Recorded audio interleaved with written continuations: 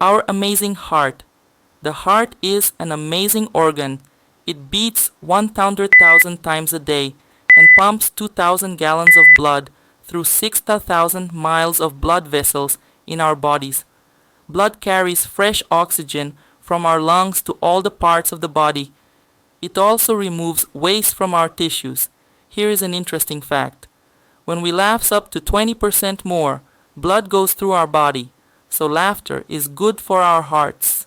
The rule for forming the third-person singular form of regular verbs in English depends on the ending of the base verb. Here is a complete lesson about the rules. 1. Most verbs add s at the end. Example, she walks to school every day. 2. Verbs ending in ss, esh, x, x, or az add s at the end. Example, he watches TV in the evening. 3. Verbs ending in a consonant plus y.